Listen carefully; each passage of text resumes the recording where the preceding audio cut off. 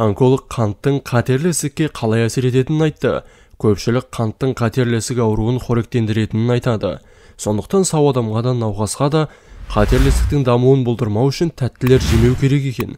Қант рак клеткаларына күшті әсер етеді. Онкологтардың айтуынша бұл қатерлі ісіктердің дамуы мен өсуін тудыруы мүмкін. Диагноз қойылған қатерлі ісіктің ары қарай дамуын күшейтеді.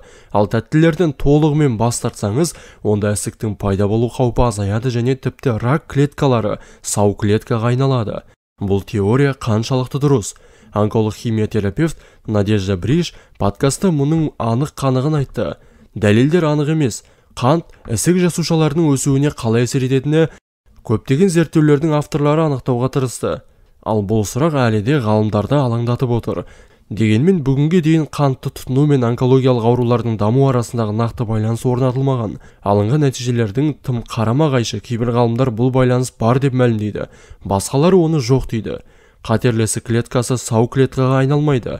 Қант жемей қойсаңызды, қатерлі ісік жасушалары сау жасушаларға қайта айнала қоймайды. Қант жемесе не болады? Маманның айтуынша тәттілерден бас тарту диагноз қойылған ісіктің дамуына әсер ете алмайды. Яғни қатерлі ісік диагнозы бар науқастардың өзінде дәрігерлер шынымен қаласа шоколад пен тәттілерді жеуге тыйым салмайды. Норма барлығына бірдей. Дүниежүзілік денсаулық сақтау ұйымының мәліметіне сәйкес, адам күніне 25 граммнан көп емес қант жеу керек. Бұл шамамен 5-6 шай қасық қант. Және мұндай норма барлығына ұсынылады. Адамда қатерлі ісік диагнозы бар жоғына қарамастан. Қатерлі ісіктің алдын алатын 5 тағам.